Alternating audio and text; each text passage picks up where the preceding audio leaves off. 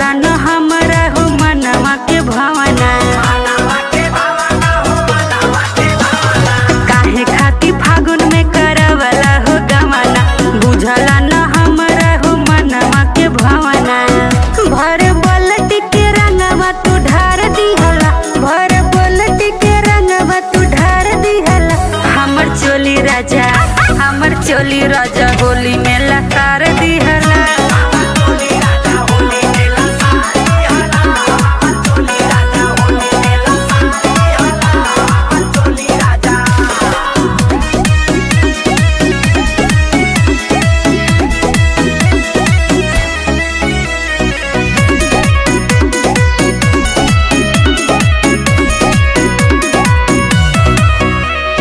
रंगवा गुलाल में भइल बड़ा पागल,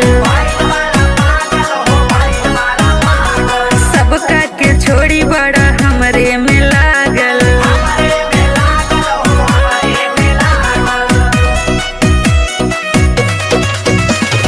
रंगवा गुलाल में भइल बड़ा पागल, सबका के छोड़ी बड़ा हमरे में लागल। हम नए नए सड़िया तू फाड़ दिहला, हम नए नए सड़िया तू फाड़ दिहला। हमर चोली राजा, हमर चोली राजा होली में लकार दिहला।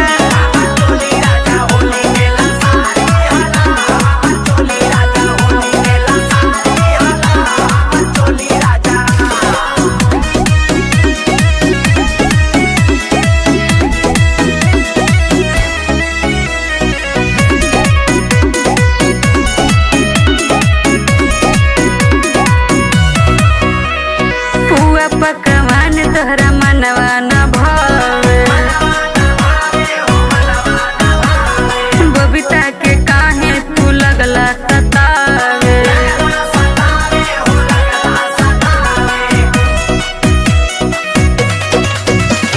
पुआ पकवान तोहरा मनवा न भावे, बबीता के काहे तू लगला सतावे।